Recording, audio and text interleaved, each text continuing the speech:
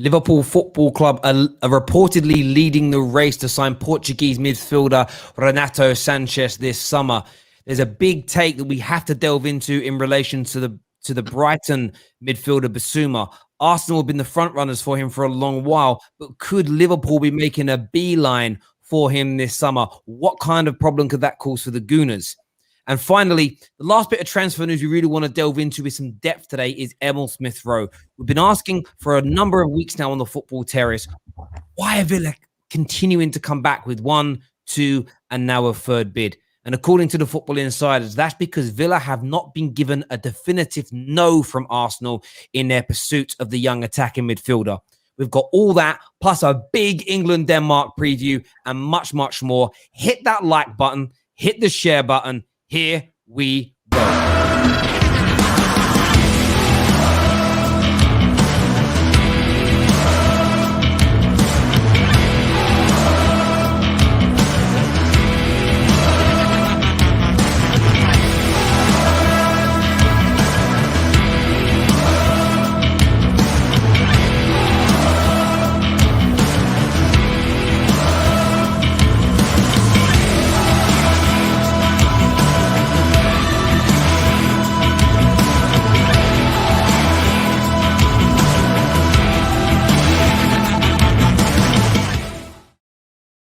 Welcome back to the Terrace, everybody. It's 5 p.m. You know where you got to be. It's only one place on YouTube to be, and that's the Football Terrace. We've got some Arsenal and Liverpool updates for you today. We will be, of course, taking your member comments, your super chats, and everything else. We will be previewing. And when we preview, we're going to try clicking on a button for the first time and switching scenes. We're going to do this, and then we're going to be like, boom, and we're going to go to that one, right? And then if not, then we're going to go back to there, look at that, see? Look at the level of technology we've got here. No, it's not really that great. It's just 2 buttons, but there we go. We will be doing a preview and a build-up to England versus Denmark a little bit later on in the show, but I need that like button hit right now. We need to get past 500 likes while we're live on the air. We will open up the lines for you to come on and have your say as well. We've got a brilliant panel on the show tonight. It's a bit like proper lockdown again, where everyone's on from 5.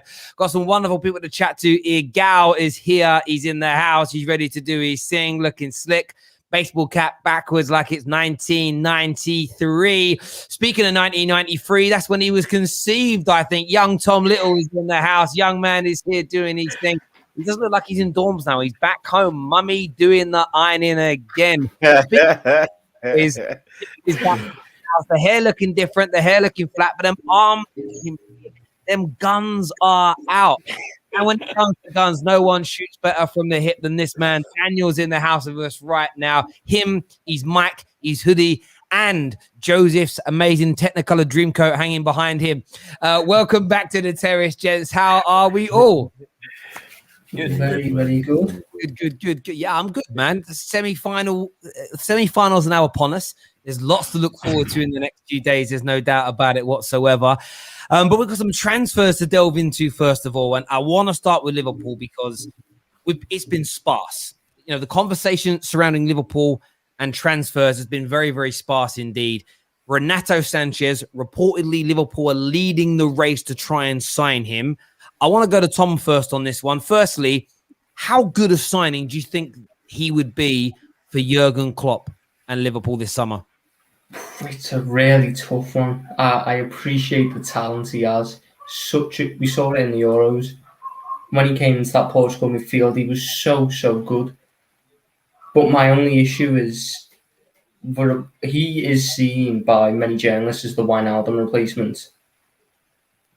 But he hasn't got the availability of Jorginho Wijnaldum. That's what we need replacing, because our midfield is known to be injury prone with a lot of players. Keita, Thiago, Henderson, Fabinho struggled a bit with injuries recently. Oxlade-Chamberlain. We just need someone who we can guarantee is there 30 games a season.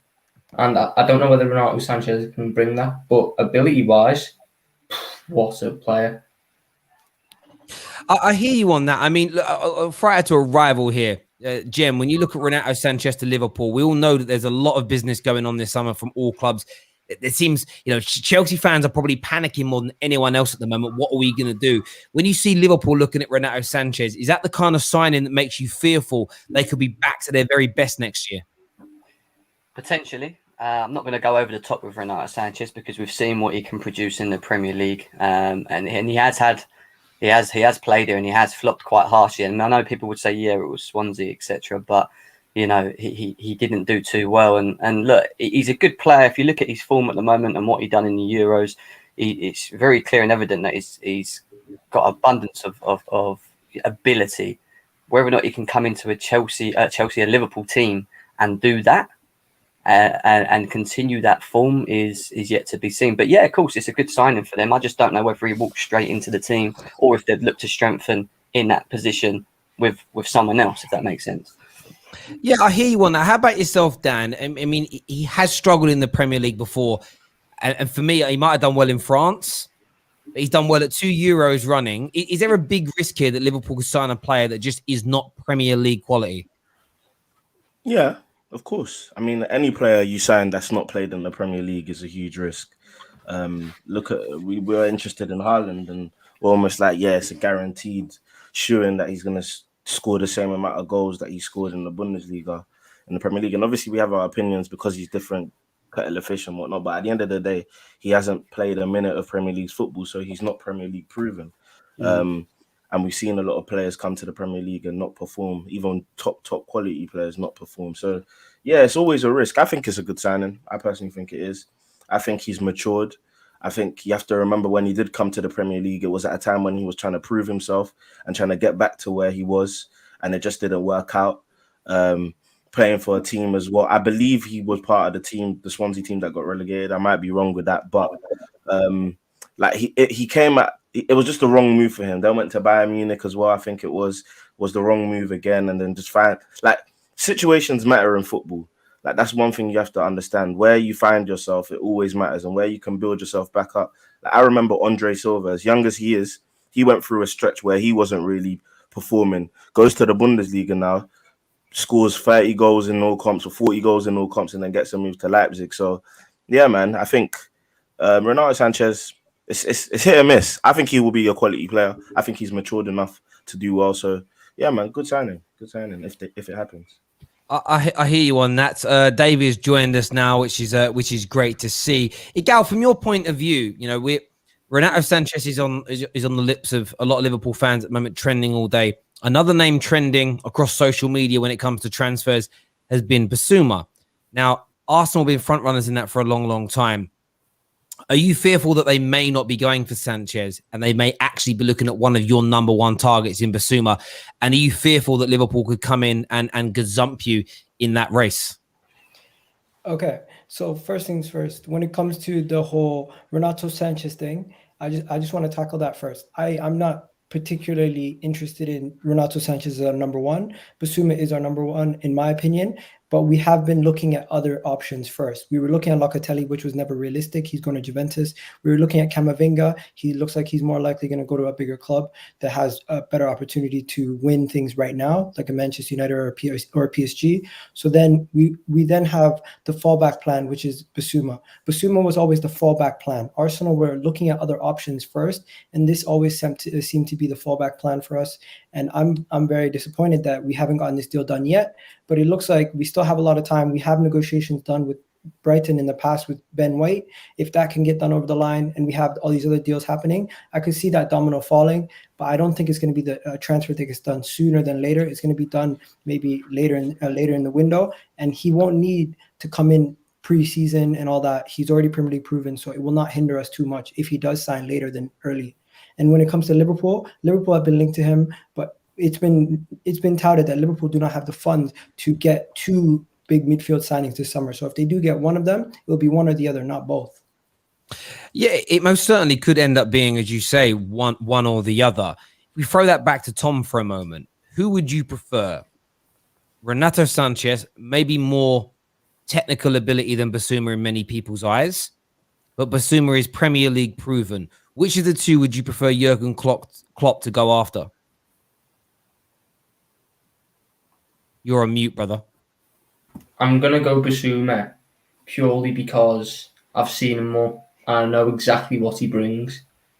But if Klopp is 100% behind this idea of Renato Sanches being our guest, because he hasn't got much wrong with the club, I see why you want Renato Sanches, and I see why you'd want Bissouma. But if he's touted as the Genie Wijnaldum replacement, you need availability.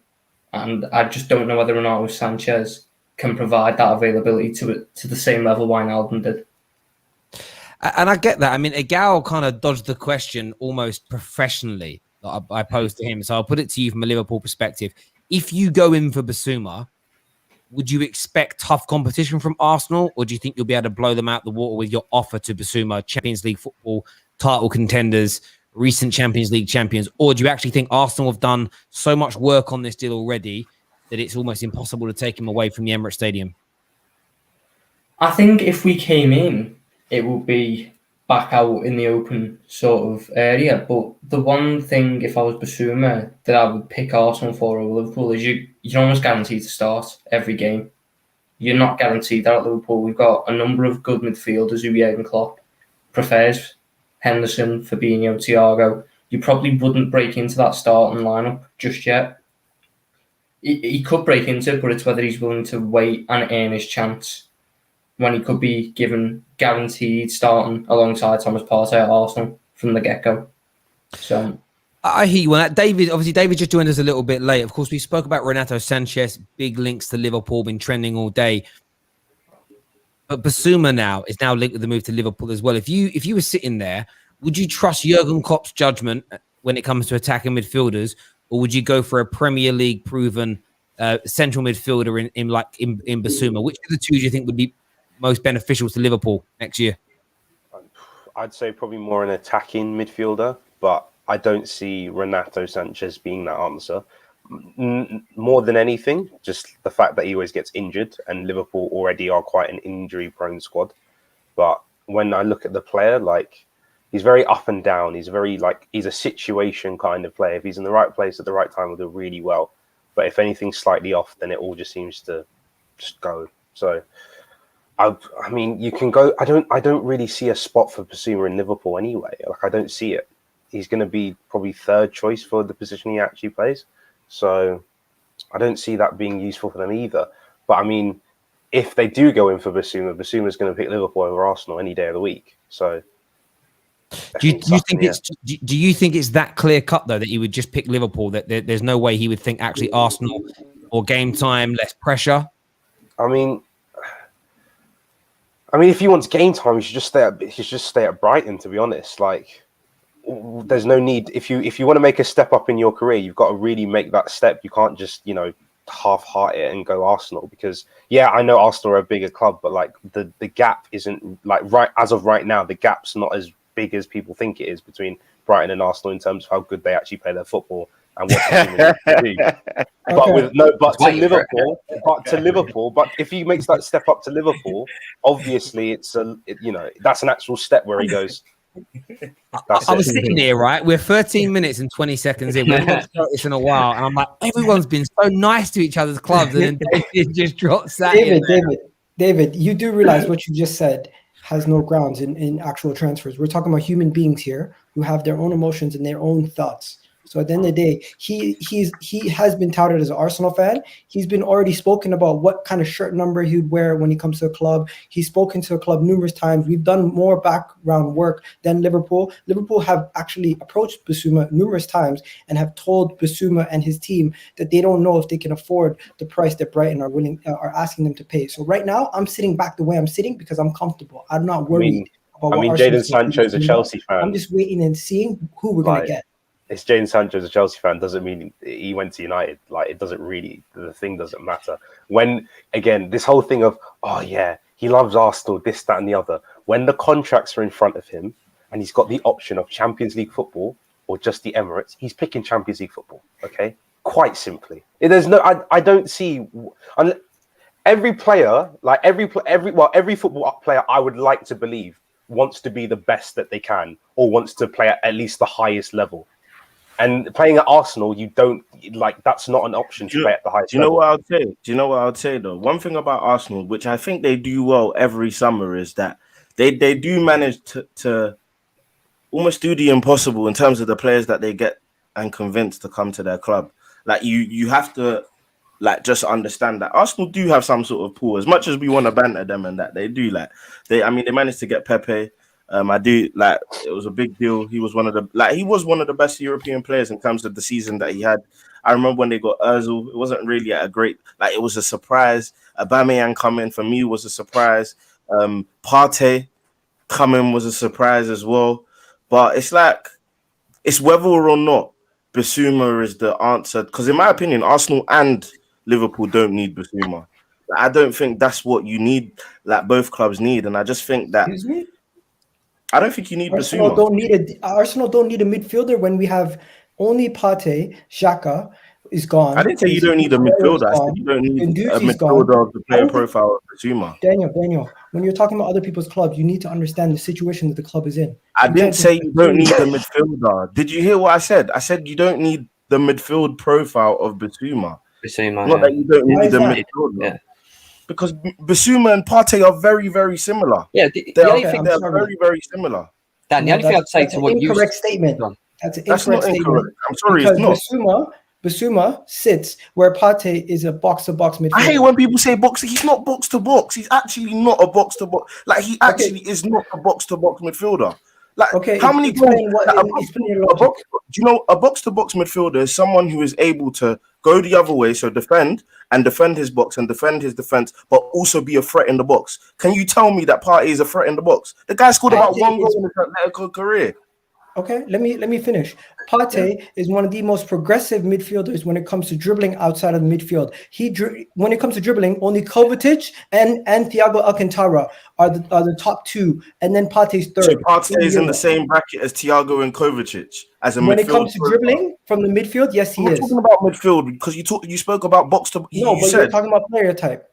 You just said he's a box-to-box midfielder. Wait, Egal, just quickly, and then answer my question, innit? You just said he's a box-to-box midfielder. Then you said he dribbles like he's got the same amount of dribbling stats as Thiago and Kovacic. Which one is it? Because Thiago and Kovacic aren't box-to-box midfielders. But their strengths are to progress with the ball. That's about it. What you said is their profile is similar. Yeah. I'm telling you, their profile is not similar. Their build of a person is. Wait. So who's closer in player profile, Bissouma and Partey, or Partey and Thiago and Kovacic? That's not my point. My point is the players that you're talking about are not the same. They would come into our team. They would come into our team and do two different jobs. You'd have Partey a lot more forward, and you'd have Bissouma a lot deeper, covering the defense. Partey does not actually sit in front of the defense and cover them.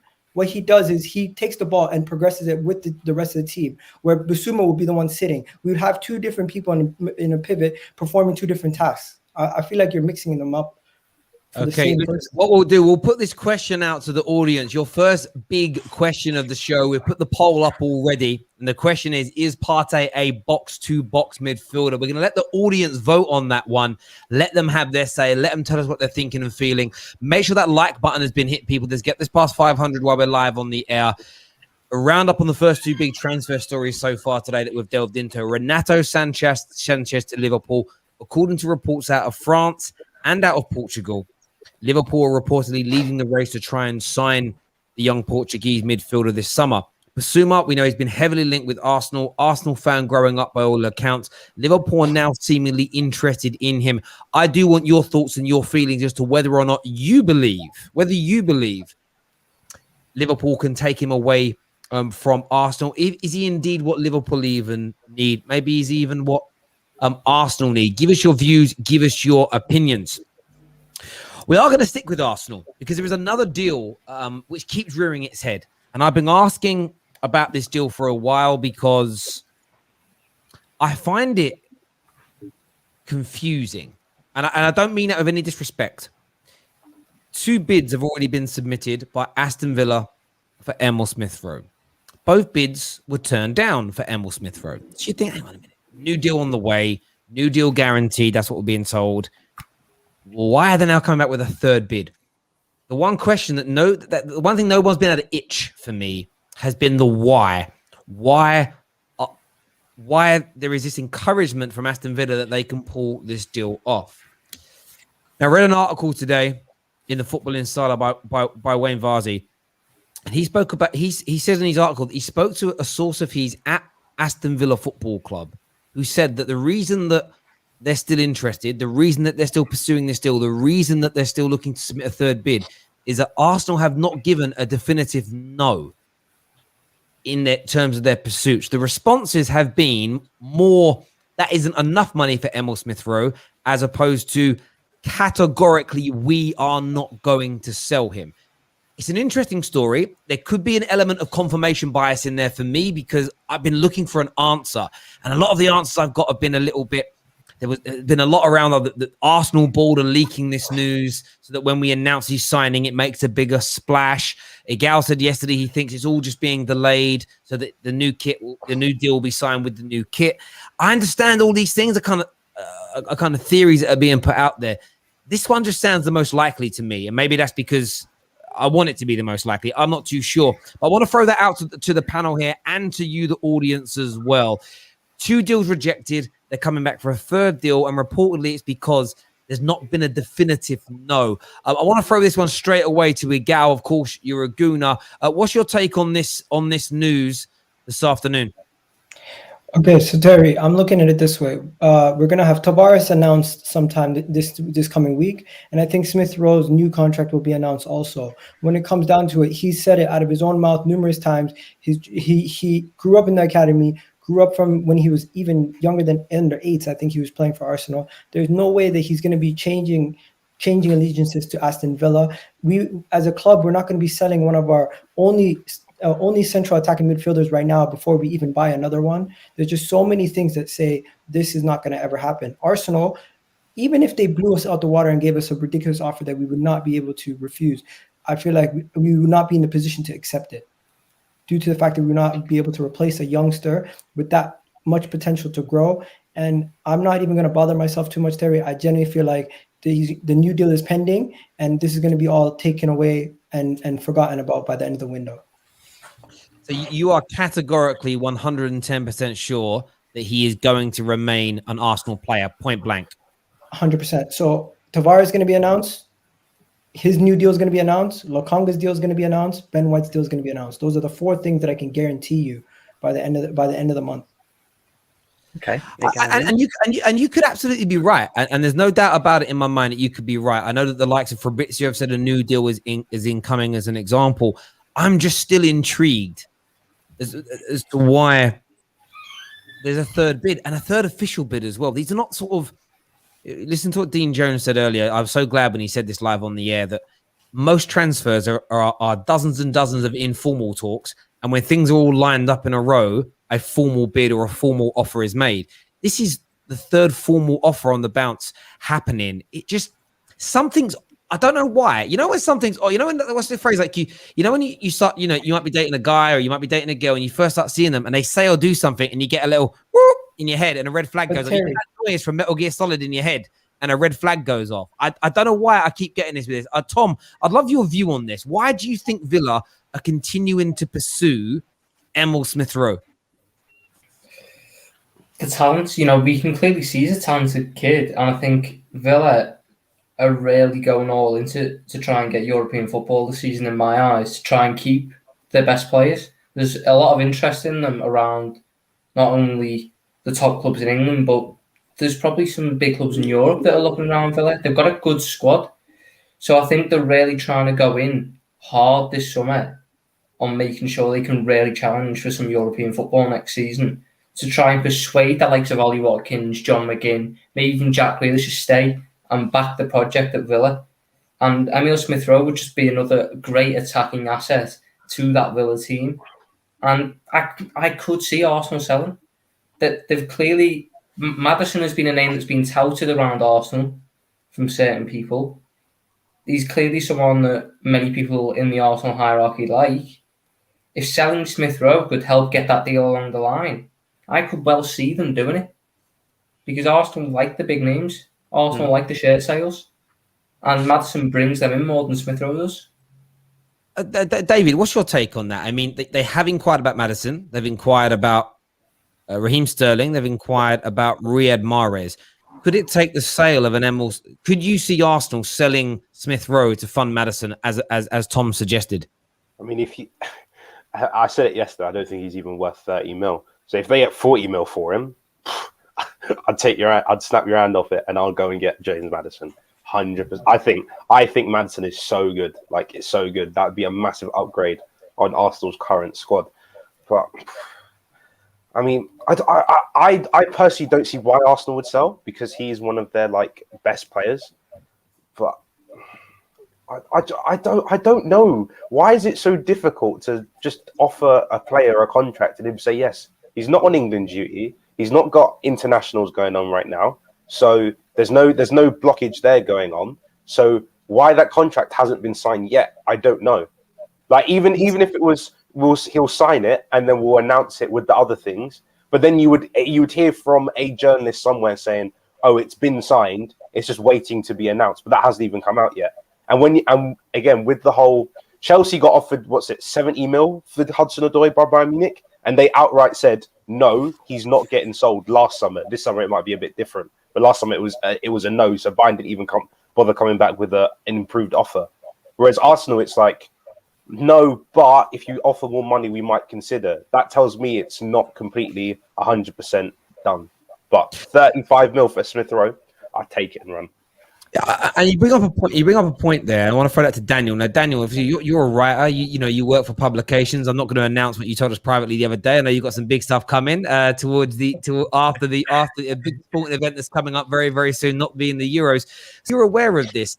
Surely, if the deal was as certain as Egal was said, and honestly, somebody would have said by now, it's not a problem. It's 100% going to happen. They're just waiting to formally announce it. I don't remember seeing anything like that.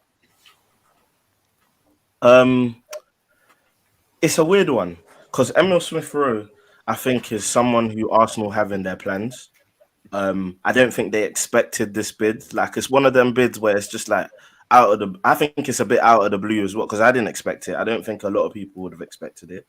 I do think there's a price tag on Smith Rowe.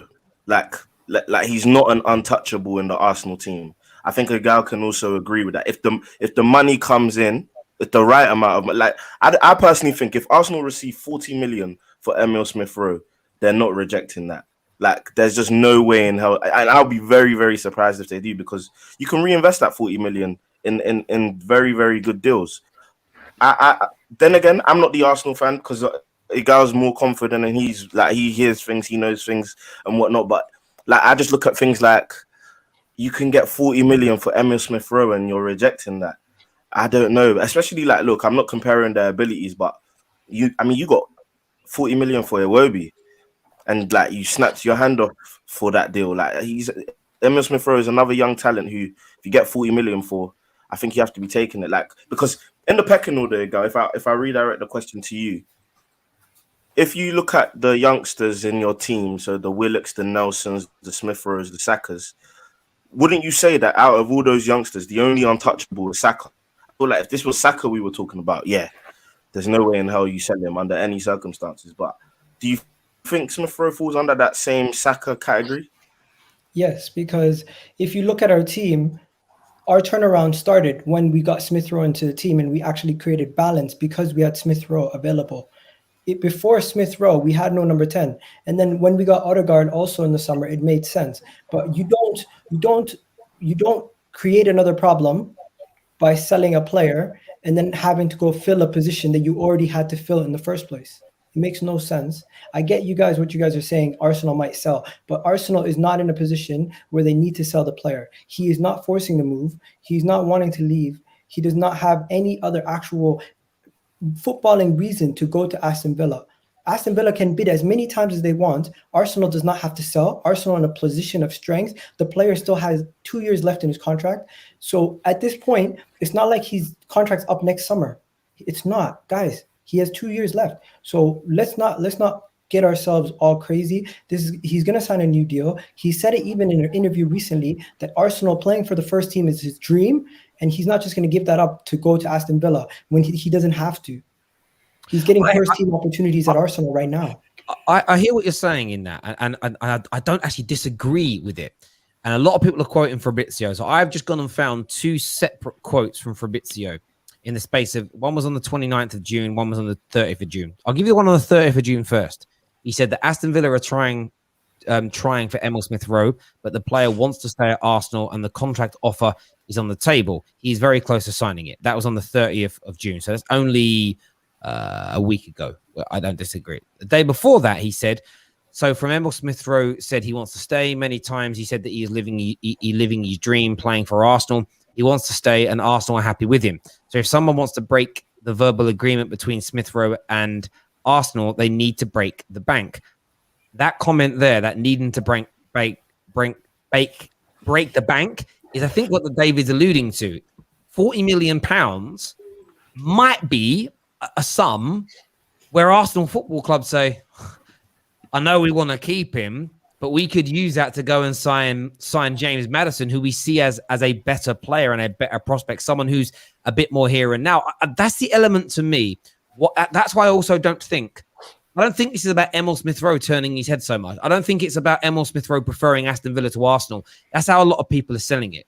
So I like talking about these things with everybody. I think this is Arsenal thinking we could get a better player here if we're cute, if we're smart, if we do our business. Because I'll ask you this question now, Egal, honestly. If you sold Emile Smith Rowe for £40 million tomorrow, and the day after, and I'm just doing it in very basic terms, you announce the signing of James Maddison for £50 million, would you be angry? Yes. How come? Do you think Emile Smith Rowe is better than James Maddison? If you are selling Emile Smith Rowe for 40 million, get me Jack Grealish.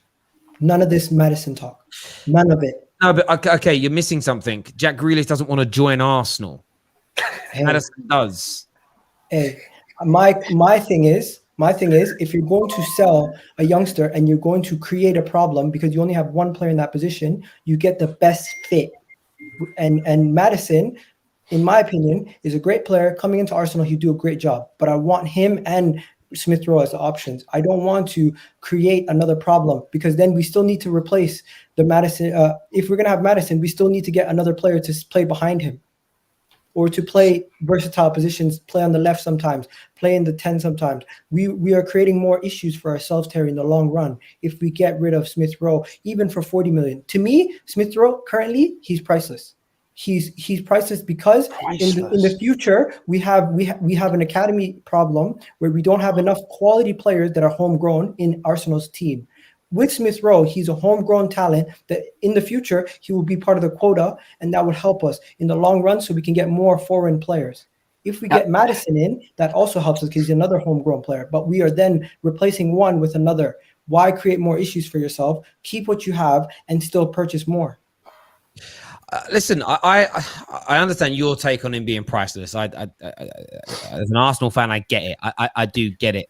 I want the viewers' thoughts and feelings on that. We've got a super chat here that says, to the panel, why would Arsenal sell their only attacking midfielder and then only get one attacking midfielder in Maddison still be short in depth? Well, they do have a box-to-box midfielder in Partey as well that can support them with that, I suppose. But no, listen, I just... Nothing that you've said, Egal, or even to this super chat's point, none of it is illogical, in my opinion. I'm still not getting something scratched. I still don't understand. Villa are touted as being a well-run club, right? We've all said that for the last two years on here. They're well-run. They know what they're doing. Why would they waste their time? I don't know. Maybe they're delusional. No, Egal. If you were in charge of Arsenal's transfers and Aston Villa came in and you obviously value Smith Rowe at 50, 60 odd mil, right? And they come in and say 30, you just say, get out the room right now. Arsenal aren't doing that. So clearly your value of Smith Rowe and their value of Smith Rowe is different. Otherwise, they tell you to get out. You offered 40 million to Suarez, but again, Liverpool went, just leave. No, there's no point. David, I wouldn't say there's no point.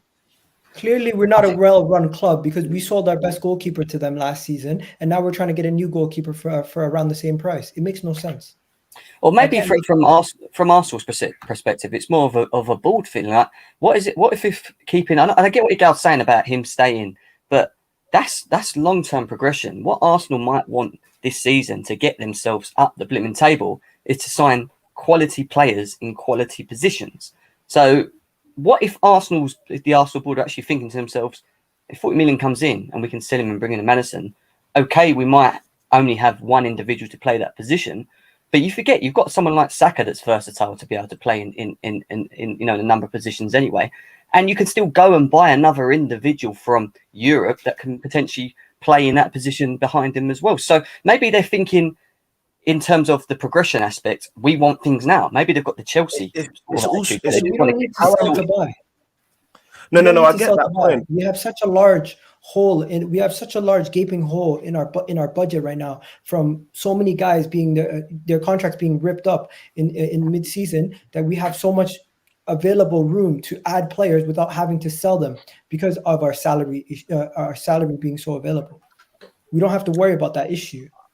I do hear that. I want to go to a few of these super chats that have come through. I don't want to ignore them. The first one was from YUFC.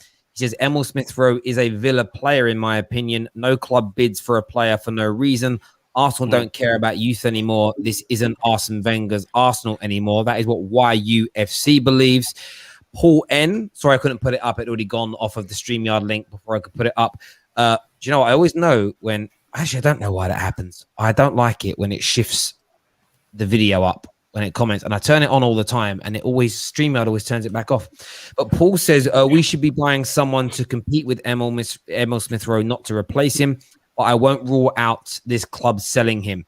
And I think that's the interesting thing. The one thing I would say to caveat what Egal said is you're not renowned as being a well-run club. So your logic of doing things in a well-run way, it's like me being a Man United fan. It's like we're all in shock that we seem to be doing some really good business and having really good processes this year. Remember, anyone that super chats in over the value of £5, $5, $5 Canadian dollars, $5 Australian dollars, your name will go into the prize draw to win a football shirt of your choice.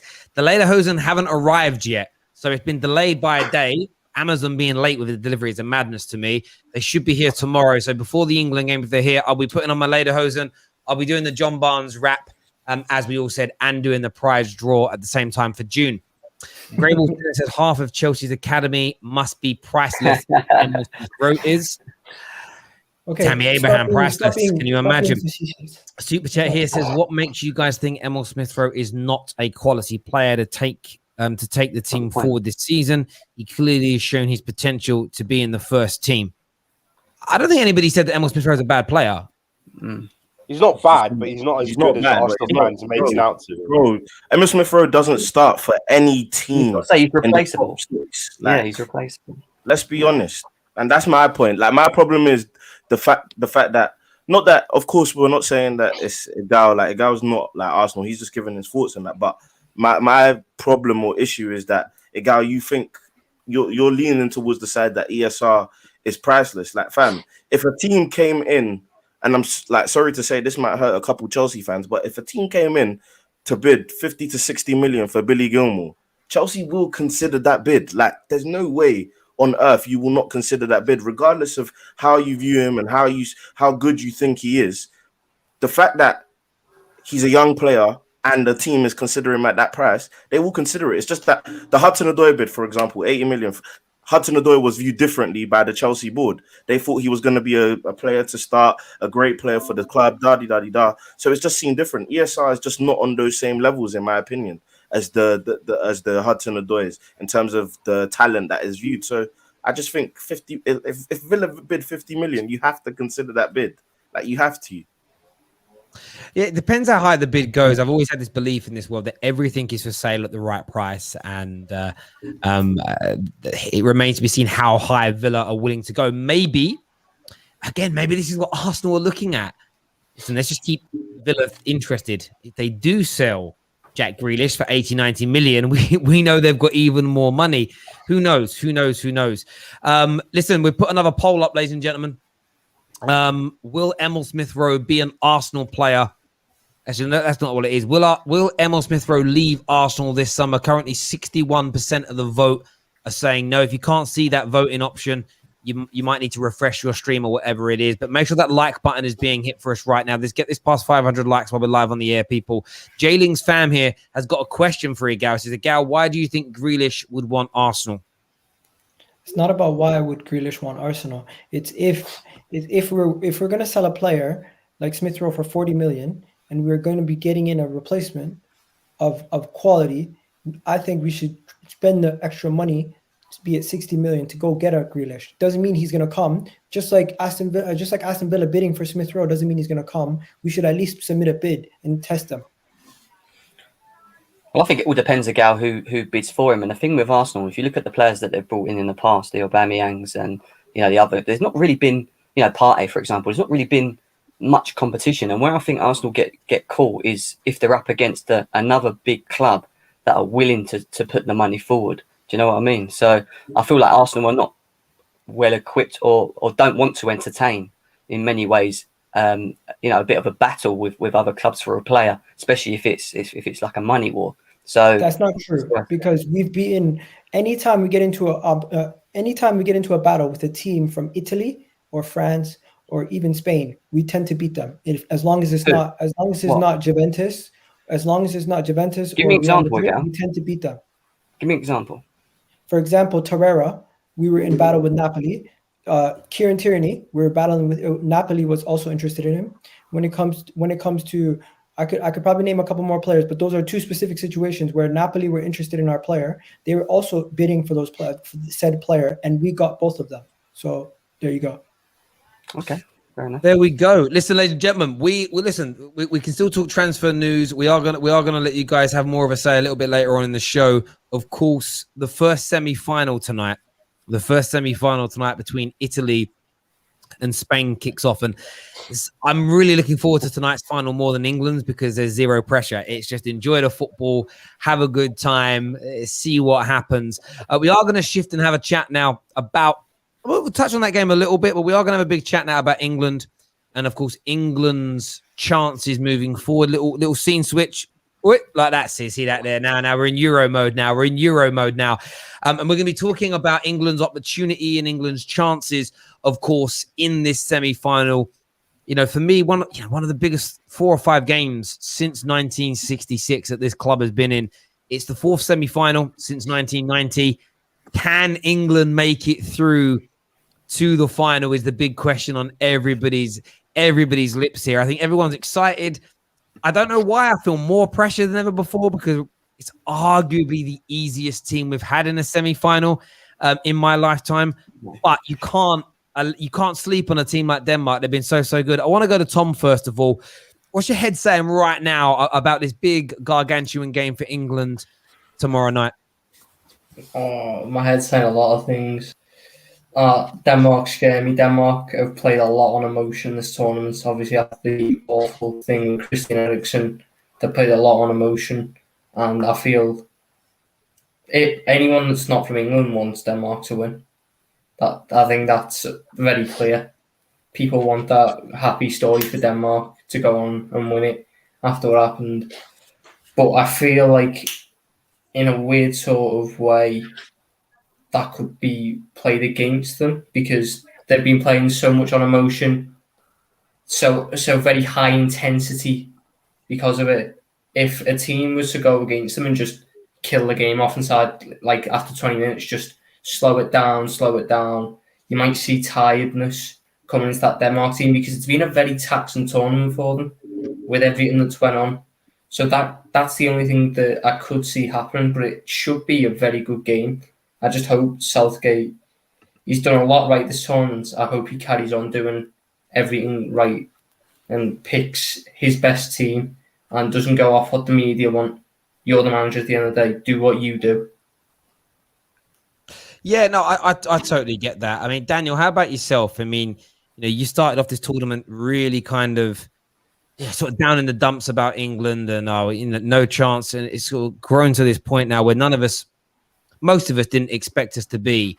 How do you think Southgate's got to approach this game tomorrow? Is it very much the same, pick the right players for this game? Or is it a case of, pick the players that perform the best so far? How do you think that they're best off going about it? Best off going about it in his way. I mean, Southgate has a unique way of picking his team, picking the team that he thinks he can win a game. He has a unique way of making substitutions. And look, at the end of the day, it pays off for him all the time. Like in the tournaments, of course, he's only been three. Actually, you can count the Nations League if you want. It pays off. Like he has a way of doing things that just always works out for him. And I think more and more, one thing I'm definitely beginning to appreciate is that there's more than one way of winning football games. Do you know what I'm saying? And it's not necessarily the status quo, the cliche way. Like, you have to play him because he has this amount of stats and he does this. Like, if you think about it, look, he's rewarded loyalty. He's rewarded the players that have performed under him, sorry. And it's worked out for him as he's gone along. Like, for example, you look at Saka coming into the side, everyone's thinking, Saka, of all people, like, I know he's a good, promising player, but there's so many other players in the squad, Rashford, Sancho, like, how do you play Saka? And then Saka comes and balls out, and then you're like, rah, okay, Saka, I like Saka. So it's like, Southgate really has a way of doing things, and it's really paid off for him. So I just think, all in all, we have to continue trusting him, trusting his decisions, trusting the decisions that he makes on the pitch, the decisions that he makes in game, which is going to be required. Again, like I said with the Ukraine game, I expect us to win. However, Denmark are better than Ukraine, so it will be a tougher test in the fact that they will have chances. I believe Denmark will have clear-cut chances in this game, but it's how we navigate that and how we approach it. And I believe Southgate can do it again. Yeah, absolutely. I was looking at some statistical breakdown, Jem, and Denmark have one of the highest teams in the tournament in terms of shots per game, chances created per game. They've had they've had more touches in the box in their last two games than England have had in the whole competition. So they are a dangerous outfit. They play good football. They're offensive. They've got the bit between their teeth because I think of one, what happened to Eriksen, and secondly, they didn't like how they were treated after that game, and it's almost galvanized them into this absolute monster in this tournament. You know, how concerned are you with the Danes? I think from what I've heard so far from England fans, it's a very we're going to do this. I don't feel that. You know, I feel slightly reserved when it comes to Denmark. I actually think Denmark are, if you look at the way they're structured and the way they're set up and how they lay out their team, and you look how we played against Germany, where we matched them. If you look at Germany and Denmark, they play the same. The only difference between the two of them is that Denmark are a better team in that system. They might not have the better individual players, but if you look around each individual player and how well they understand their roles, which is why they've become so successful up to now, I think Denmark are going to be more of a problem. I think they're going to be harder to break down. I think they'll probably sit. They're going to, they're going to play a three at the back like they did in a way. Tuchel system. That's the way I look at it. It's definitely a Tuchel system. And I don't think, as England fans, we can completely overshadow that Denmark cannot be a team that can cause us problems, because I think they can. I think they've got they've got good players, but for me, more so, it's how well they play in the system that they play in. It works for them, and that's why they've been so successful up to now. And we just have to be careful because they're there for a reason. They've made it to the semis. They're there for a reason. And I do think we can beat them. Don't get me wrong. I do think we've got enough in the locker to get, to unlock them and get the job done. But it's just, for me, I don't see it being a Ukraine 3-4-0. I think it's going to be a tough game. Yeah, I think most people agree with you that it's going to be a difficult game, and England are going to have to be at their absolute best to get through this.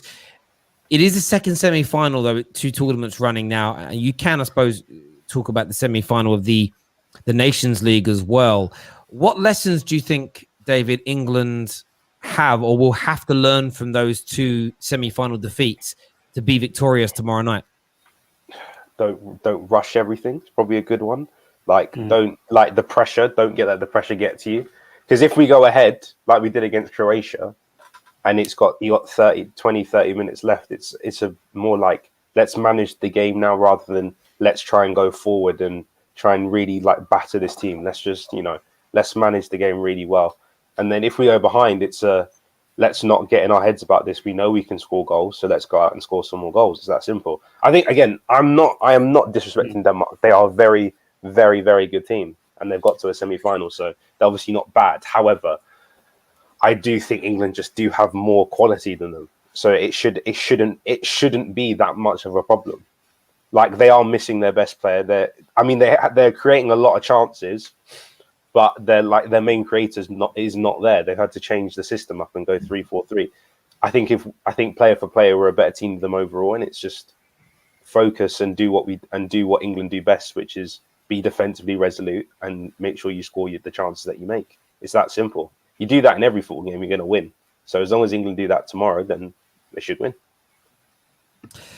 Yeah, I mean, you're right. Then what I would say, the irony in everything, and I'm not trying to get at Denmark at all, is they've had an easier. I think they had an easier group than England. They had an easier last round of 16 where they played Wales. They had an easier Czech Republic, Ukraine. Maybe that's tougher than Ukraine, but Denmark themselves, like, they haven't been tested. Like, as great as they've been. The one top team they played was Belgium, and they lost. And Belgium did that by having one good half against them, as an example. And they were unlucky not to go maybe 2-0 up in that first half. So the great thing is about this game, for me, looking at it as an England fan, is I respect Denmark. I respect everything about them this tournament. I'm not scared of them, though. We have the ability to beat them. And they've been beaten in this tournament where we haven't. So we know they're beatable. Does that make sense? It isn't like someone hasn't been able to lay a glove on them yet. And I think we should be kind of utilizing that. And, when it comes to the attacking side of things, we've got players that are on par, on par with what Belgium have. As a collective, of course, they've got KDB. Do we have a creator as good as KDB? I mean, some people would say that Jack Grealish is as good.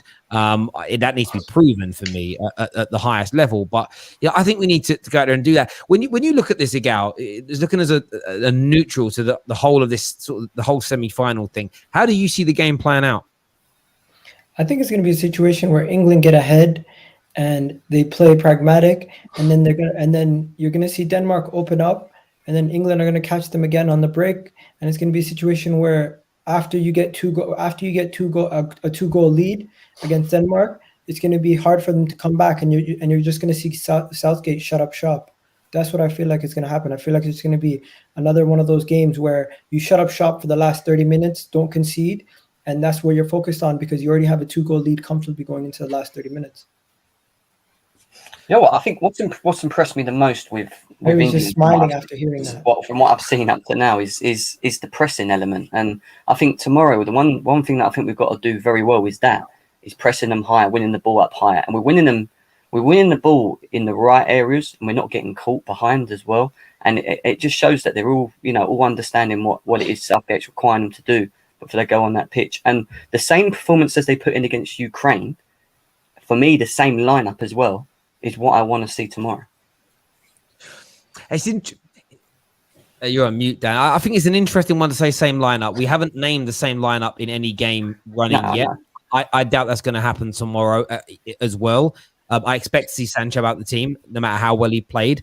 Raheem Sterling, Harry Kane, Rice, Phillips, Maguire, Stones, Sure. And Pickford. Those individuals, I think, are an absolute shoo-in. There's one or two places that are up for grab in this game. One thing's for sure, though. I will be blocking anybody that moans about the starting lineup when it's anyone who moans about the starting lineup, you are doing it purely for attention, and you ain't getting the attention. You're just getting a straight-out block like that for life done. Like I said, Ask Terry. I don't complain about England lineups anymore. Yeah, I mean it was half and half before, but now look, I'm fully on board the train, man. As long as you're on board Jorginho quality train, I mean you're still not convinced by Jorginho, and he's gonna win player of the tournament. So boy, I mean according to Gazzetta dello Sport, Ballon d'Or. Apparently he's up for Ballon d'Or allegedly. Allegedly. Everybody's up for Ballon d'Or. It's an open invitation for everybody to win it theoretically. I finished the millionth in the Ballon d'Or. That's going on my CV, definitely. Yeah. I got one vote. But look, I think England have got such a great chance to do this. But look, like, we've got the home advantage as well. 60,000 England fans, but that's a home advantage if we're doing well. I don't trust our fans if it starts going wrong to not become. It's one of the things about the Premier League next season, which is going to be telltale. Man United came from behind so many times last year. There was no negative energy from their own fans. Teams sometimes. I would go back to the famous Liverpool 7-2 defeat. Yeah, the famous Liverpool 7-2 defeat. If fans were at the ground, Liverpool would have won that game. When they got the goal back at 2-1 down, I think in real life, the Villa fans would have become nervous. The Liverpool fans would have become buoyant, and that would have had an adverse effect on the game. But because there wasn't atmosphere and Villa could just remain relaxed because you didn't have that pressure, I think it changes things. And so tomorrow night, England's fans are going to help. But sometimes it can be, you go a goal down early, maybe you concede 2 quick goals or something. Suddenly, all the club rivalries come back out. Certain England players that we know get booed a lot anyway.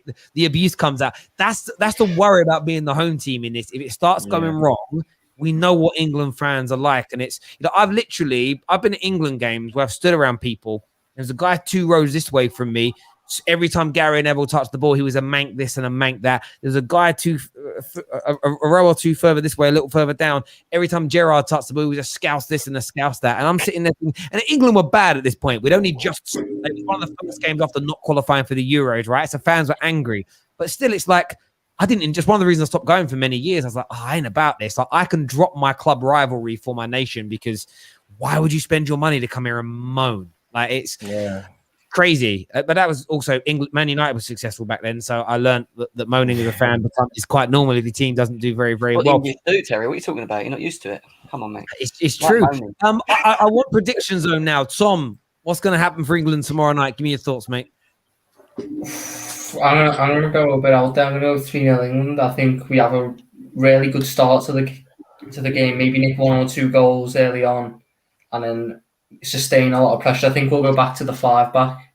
I think he'll go back to having 3 centre-backs. I think we'll withstand a lot of the pressure, and then we'll catch them late on with like a penalty or something where the tiredness seeps into their legs and they just make a mistake. So I think 3-0 and it'll be a massive confidence boost for the final, hopefully. Jim? I think tomorrow's the day we concede our first goal. I think they're going to score, and I think we'll win. Obviously, not going to say we're going to lose. I think we'll win. I think it'll be 3-1 England. Daniel?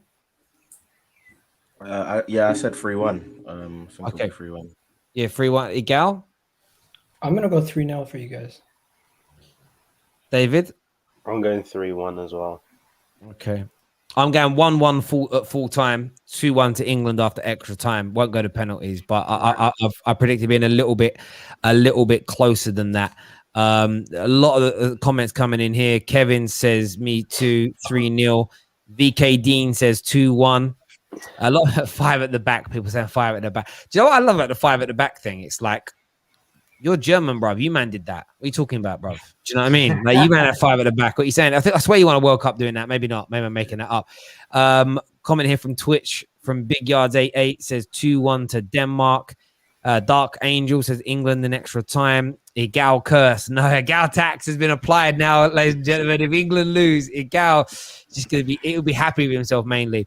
But that's our predictions on that game. Who's going through tonight though, gents? Who do you think is going through tonight? Spain or Italy? Italy. Spain. I could see Spain, don't I? No, this is the thing. I was so confident the other day that it's going to be Italy. I'm so confident. And as the game gets closer and closer, I'm like, but what if, of all the games, Morata shows up today? It's going to be a masterclass. Or like, what if Pau Torres just turns into Ramos for a day and just shuts them down? It's probably not going to happen, but it could. And if like Italy go 1 goal down, then they're like, oh, we probably should be winning this, and then a bit of pressure gets onto them as well. And there are fans there as well, so I don't know. Italy should win. Don't get me wrong; they're the better team in the better form. But Italy haven't really had a bad game this tournament. I've got a feeling that they have. Bad Austria. game might potentially. Austria was a bad game. So, yeah. But Spain, why are Spain so underlooked? Why? Because they've got good players. Yeah, I mean, they'll hold the ball. You can't. The Spain are looked over because they don't have. Interestingly, Italy don't have prolific goal scorers either, in my opinion. No. I don't think Immobile is, but they're better than what Spain have. Like Morata, and Moreno, they've missed so many chances. They're just so people. It's the faith thing. If they had someone of Fernando Torres' level, Raul's level, David Villa's level, just one player like that in this team, you'd see a difference in confidence, because Spain are still moving that ball around almost as well as they've ever done. Yeah, they do. Not quite as good as Xavi and Iniesta, but they're moving it around. They work it into the box.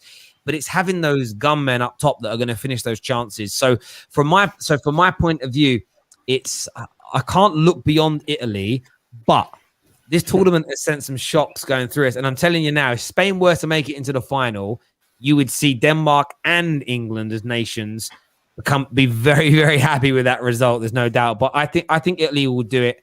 They almost deserve to do it as well, really, because they've been so good. They've been so good in this tournament. So I'd like to see them do it. Imagine them losing to like. You would rather play Spain anyways, though. Yeah, imagine losing to like Spain on pens.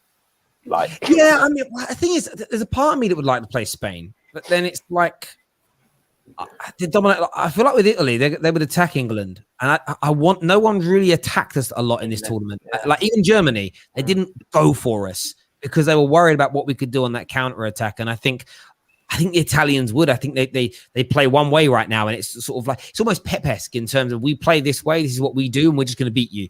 There's a part of me that fancies a bit of that, and equally, it'd be nice to knock out, to beat the Germans. The Germans and Italians just feel to me, I don't know why in my mind they're like my two biggest nemesis we have in football. And I'd love to get them in the final. Actually, even though it's a harder game, I think I'd like to get Italy in the final and try and beat them. And that way, no one could ever question our credentials as champions. Knocking out Germany and beating Italy in a final, it just silences a lot of people. Just so you know, no matter what, people are going to try to find something to point at to say this is why you won. If you guys, but listen, people are going to listen. We could have had a group. We could have been in the group of death and won it, and then we could have had a big hitter every single round up to the final, won it, and still people that are Anglophobes, people that dislike and hate England for whatever reason, are always going to try and play that down. And there are Anglophobes out there. Do you know what I mean? It is what it is. Like, there's one thing hating the Sun newspaper and their treatment of certain English players. There's one thing, there are groups of England fans that I'm not particularly keen on. Do you know what I mean? With some of the things they say or do. But I'm not one of these people that wishes bad luck on an entire nation based on a population of particular people. If you apply that logic across all groups of people, you're going to hate everyone, because every group of people, I'm sure there are like people act like England fans are the only ones who act like dickheads when they're abroad. Have you not heard of the ultras that belong to the Italian regime? Yeah. Germany have huge hooligan problems. Yeah, it's like we're not the only ones, but do you know why we only hear about it? Because what mileage is there on the BBC News talking about Italian thuggery? Where it doesn't involve England. Why they don't tell you about it? Like, we're all as bad. I'm pretty sure there are Italians and Germans and French people that sing songs that actually, if we knew what they meant, are not particularly nice. Do you know what I mean? Like, it's just we're not the only ones who do it. But we always seem to think we're the only nation that do these things. Everyone will always find a thing. I mean, look at Chelsea. Chelsea's Champions League run was one of the most impressive. In the last 10 years, to Chelsea, man. If we're being honest, you have to be honest in terms of goals conceded, XG, everything you want to know, and people still find a way to discredit our Champions League. We played the aging Real Madrid side, and we played Atletico Madrid when they weren't really up for it, and all of them. Man City started Sterling. You need to stop making this about Chelsea. This happens all the time. Man United's last season, we won the Premier League. Fergie's last year, legitimately, right? We won that league title at Cantor, but most of the articles throughout the course of that season just said worst Fergie side in a decade, terrible champions. Like it was just the level of every now and then this just happened. You'll get a team that wins something, but people want to put them down for whatever reason. That's just on them. But ladies and gentlemen, we're going to go back to we're going to switch things around again. We're going to boom, and then we're going to go bang. And listen, anyone wants to phone in and have their say, the link is pinned to the live comment section. If you want to speak about Renato Sanches to Liverpool, if you want to speak about Smith Rowe leaving Arsenal, Bissouma, any other transfer news, if you want to speak about the Euros, phone in now and have your say. We want to hear from you right now on the Football Terrace. First up, we're going to go to Popeye Gooner. Popeye Gooner is here. How you doing? Popeye. How you doing, man? Can you hear me? I can, Yeah, Popeye. can you How hear you me? doing? Yes, Popeye. Yeah, I we can hear you. Yeah, not too bad, mate. Not too bad. Just want to talk about really Arsenal, with the lack of transfer activity up to now. And so where do we go from here? Not sure. I mean, yeah, I mean, what do you think about the Emile Smith Rowe deal? I'd love to get your take on it, Popeye. Well, this is the thing. I think there's something in it. Why would Villa come back 3 times to bid for the same player? Won't they be wasting their time, really, if there wasn't actually something in it and they didn't engage beforehand with Smith Rowe? I don't like the idea because I don't think they can easily replace him and actually gel another player into the team as much as they can with Smith Rowe, given that he's come from the youth ranks and stuff. But he's only had 6 months real Premier League experience. And so say if he came in and around 40 million, if someone did bid for him about 40 million, then you've got to say it may be a good time to actually sell him, use that money and just reinvest it in the squad with probably 2 tens as opposed to just him. Maybe that could be the case, Popeye. It'd be interesting to see on that one. Listen, great call, mate. Thank you for coming on and having your say with us this evening. Top man. Carl here. This is one. I might throw this a date. I don't watch it. I don't watch netball. But he says, who's winning out of the Phoenix Suns and the Bucks? Only final that matters. Who's winning that netball competition? The Bucks. You say I netball? support the Bucks. I support the Bucks. Bucks in 6. No, Suns Bucks in in 6, 7. bro. Bucks Suns in in 7. 6. Bucks in 7. Suns in Bucks 6. in 7. You guys are absolutely What is that? delusional. I don't know. What's Bucks? Terry, if a team is missing their best player and they're going into a final, do you usually think they're going to win? Yeah, but netball's not hard. Come on. It's not netball. Same thing, It's bro. netball, You can't. Don't touch me. Don't touch me. Oh, I'm just dribbling. Why are they dribbling all over the court? Time traveling, or whatever it is they do when they're running with the ball wrong. I don't know. I've been deliberately stupid. I do understand how basketball works. Next caller on the show, we're gonna go to Mr. Amin's with us now. Who do you support, buddy? Hello. Amin. Yeah, hello, bro. Who do you support? Arsenal. You're lovely. You're an Arsenal fan. What do you want to say? Arsenal owner is clueless. Yes, definitely. Do you think he'll sell Emile Smith Rowe? I think they will, but Yeah, go on. they don't. I think we've got a connection. I think we've got a connection problem there. Try calling back. Next on the show, Mohammed is here with us. Mohammed is a Liverpool fan. What are you saying, Mohammed? Hello, Terry. I just want to speak about the Renato Sanches possible move to Liverpool and then a bit about the game tomorrow. Is that okay? Go. I want to hear about Renato Sanches. Go for it, bro. Okay. Yeah, I think that would be a very good signing for Liverpool. It looks like it could be done within like a week or 2, considering Sanchez is not in the Euros anymore, so that could be done. Do you look at that? Is that the right kind of deal for Liverpool, in your opinion? I think like I said yesterday, we do need another midfielder because I don't think that's a direct replacement for Ronaldo. I think I did say I would like Sal from Atletico Madrid. So possible 2 midfielders coming in this summer for Liverpool, I would possibly like. And as Sanchez, he would bring that pace into midfield, something that we don't really have since a couple of seasons ago when we had Ox before that really bad injury he had it against Roma in the Champions League semi-final in 2018. It's probably a high-risk signing for us, but if you look at like Mo Salah when he came to Chelsea, completely flopped, but goes to Serie A and kills it there, comes back to the Prem and does a fantastic job in his first season at Liverpool. So could be the same with Renato Sanches.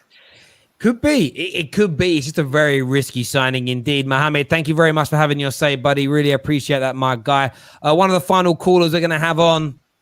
He always turns up, this guy. He always turns up, always with his mad opinions, always with his dodgy haircuts. It's man like KJ. What you saying, bro? Man said dodgy haircut when I'm bold, bro. What are you talking about? Wow. What made you lose your hair? What? Huh? What I What made you lose your hair? What made you lose your hair? Nothing made me lose it, bro. I'm telling you, England mode. I told you, skinhead fan, Hammond FC, bro. I told you, he's coming home and that. Yo, listen. You know what's mad about Renato Sanches? If you actually look at his minutes over the last, over his career, they're not actually not that great. Like, his minutes per season aren't that great. So coming into a Liverpool side where they play this heavy metal football where apparently only select few players in the world can play it, because Liverpool fans like they gas up their system way too much. Considering that, it might not be the right move. I don't think it's the right move. Even though he is an excellent player and he would change Liverpool's midfield, how much would he play? Like they bought Thiago and my man barely sees the pitch anyway. You know what I'm saying? So another injury-prone midfielder is not a good idea in my opinion. But he is very talented, and if he can get strength in his muscles again, Liverpool got a really good player on their hands. There's no doubt. There's a comment here that says, remember Salah and KDB were Premier League flops. They were. The only difference I would say is this. They both went away and did it in top 4 leagues. They did it in big leagues. Doing it in France, I'm just not fully convinced by it. And that's all I would say. But I think he technically and ability-wise a very, very, very talented player. There's no doubt about that whatsoever. Who recently from the French league has actually come and done well? Cavani. Cavani. Ibrahimovic. Hazard. Cavani and Ibrahimovic don't really count though. They're established though in other leagues as well. Hazard's long ago. No. The question is, from League On to the Premier League, no one said, oh, but if they're established. The question is, League On to Premier League. Oh, no. Cavani. What I'm saying is like, you like when you sign like a Sancho, right? Like, okay. When you sign Sancho, like Sancho's coming from like the Bundesliga. Yeah. That's how I would interpret it. Why would you sign from the Bundesliga when Werner and Havertz have flopped? And it's like, yeah, but there was also like Kevin De Bruyne came from Germany as well. So there's that. When I look at the French league, I don't really see like many like, wow, they've come in and. We've got Fabinho, but that's about it. Don't forget Mendy as well, yeah? I do get your points. I get all your points. And I'm not saying because you played in France, you can't make it in the Prem. That isn't what I'm saying. I'm saying he didn't do it in Germany. He didn't do it in the Prem. I've already done well in France, and he's done well at these last 2 tournaments. But could he be a what's his face? A Podolski, like an amazing tournament player and not a very good league player. Like they always say, don't sign someone on the back of a good international tournament. That really might happen. Terry, my argument to that would be, look at the ages where he was playing at these clubs. He was a very young player. He was a young player, went through a lot of things mentally. So has he developed now in terms of the maturity to play at this level in the Premier League? From what you've seen, you could say, yes, you don't win the league for no reason. You're not part of a league-winning team just because, oh, yeah, you're there. You know what I mean? Like, he's a good player. And to go off his previous stints where he was a younger player struggling with injuries is a bit unfair, in my opinion. To say, like, in terms of just mentality, can he hack it? I think he potentially could. I think the French league have produced a lot of good players, though. Like, I think we're forgetting there's bundles of them. Like, you got Mahrez, you got Kante, you got Fofana that we just seen. You have Hazard, who came from the French league. Like, as much as people, mention Mahrez. As much as people discredit Giroud, bro, he's a very, very good Premier League servant. Like, he's been good. So like, there's been a number of Premier League players that have come. I mean, League One players that have come and succeeded in the Premier League. Yeah, listen, and I think he could do it. I think for me, if we'd never seen him here before, if he'd been at Lille this whole time and he was this age and he built up and he was this player, I don't think the concerns would be. I think people are right to have the concerns, but you know what it's like, until you see him, you never quite know. You know, there's a part of me that sort of recently thought, you know, what about Memphis back at Man United? Like when we were looking at alternatives maybe to Sancho, when we didn't know that we were about to pull off the signing of the greatest young attacking creative player in the history of European football. These are scientific facts, mathematical facts, more scientific and mathematical facts. I test facts. He is the greatest. You're putting a lot of pressure on him. I'm putting no pressure on him. I'm just he's what he is. Just say what he is. He's saying what he is. Talking about it, Nanny. It's like, do you know what I mean? It's like me saying, I was really looking forward to the London 2012 Olympics. Why? Because the fastest man ever is going to be here. That's not putting pressure on Usain Bolt. It was a fact. He was the fastest man in the history of Earth ever. Well, since records begun. And I was excited to see him. Nobody's ever created as many chances at this age as Sancho before. And I'm excited he's at Man United. It just is what it is. I haven't said what he's going to do. By the way, he's going to break the assist record in the Premier League. No, I'm joking. Just to suit the chat here, Mohammed says, have you guys seen the Barca situation? If I'm a Premier League sporting director, I'm tempted to go for the best players. Have fun paying their wages. Have fun trying to get them best wages. It'll get resolved. It'll get resolved at some point. Again, if I was Chelsea, I'd just go over and be like, how much for Frankie de Jong?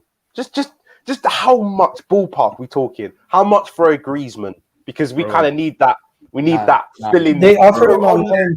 No. Frankie signing, Griezmann loan. I ain't signing Griezmann. I'd loan Griezmann. I'd loan Griezmann. They still have no obligation to give anyone a reasonable price, so they easily could say 100 million. Well, then they can not compete next year. They can not compete next year. That's cool. Cool. Do that. They still got to re-sign Messi as well. So how they're gonna sort it out, I actually don't know. It's all gonna get sorted. With Barca and Real Madrid, there's always a way. There's always a way. It gets sorted out. Here, Laurie here. Lone Trick says, I love Sanchez as a Chelsea fan. He reminds me of a B-Tech Hullet. Nah, straight out of FIFA. Don't do that. Straight out of FIFA. He saw his. They have the same hair. That's about it. Yeah, Hullet was a baller. Do you know what's funny? Like in the 80s, people used to in England they used to refer to Hullet as Gullet. That was what he was named. Yeah, Gullet. Rude Gullet. But we always get names wrong like that. Like, I was listening to this the other night to the England-Ukraine. Did you all hear it? No, we've all been, in England. We've been calling Dynamo Kiev. They're not called Kiev. It's pronounced. It's not pronounced Kiev. It's pronounced like Kiev. Yeah. I have to work. So literally, we've all for 25, 30 years, we've all been saying it wrong. Like I love learning things like that. The Wii character is back. Shout out Midnight Vibes. Right, talk about me. You love the Wii character. Yeah, inside joke for Midnight Vibes, fam. Oh wait, everyone's doing stay for that tomorrow. I get it. I actually get it. You look like one of them, the mini-me's in the in Wii. Yeah. Hey, come on now. Terry's so lost. Terry's so lost. He's like, I'm a grown man. I do not Terry, I'll play send it to you. games. I'm good, man. Good. How do you? Terry, man, the Wii. You know what? Yeah, I want to speak on this. You see all these people saying, "I'm a grown person. I don't play video games." Y'all all sad, bro. What are you guys doing? You're watching. Well, I'll tell you what it is, KJ. When I was your age, I weren't sitting at home playing computer games. I was drawing girls, bruv. Hush. Have you seen these female gamers are playing? Yeah, but you're not. Yeah, hang on. There might be gorgeous female gamers, but you ain't chatting to them, bro. What are you talking about? You for a reason, fam. We all know you're boarding back there. Don't worry about that. I'm not boarding, but I live my life. We'll sort it out in a bit. Listen, he was straight away. Oh, you bored? You're bored. That's exactly what you got for me. Is I'm bored. Do you know what I mean, bro? You're also bored. One arm, real man. I'm by choice. Terry ain't choosing, bro. He's sitting there with his little arms. Give me paper cuts off them arms, bro. Do you know what I'm saying? I ain't joking. I'm sorry. Listen, everyone who's tuning in tonight, a massive thank you to each and every single one of you. I'm gonna go cry now over my receding hairline. We're back tonight after the first semi-final. Cannot wait. Get this stream past that 500 like mark, please, my wonderful viewers and my wonderful subscribers. We're closing in, by the way, on 180 198,000 subscribers. We're less than 80 away from achieving that now. So if you haven't subscribed yet, make sure you do. Until next time, take care. Goodbye. God bless. And we'll see you all again soon. Peace.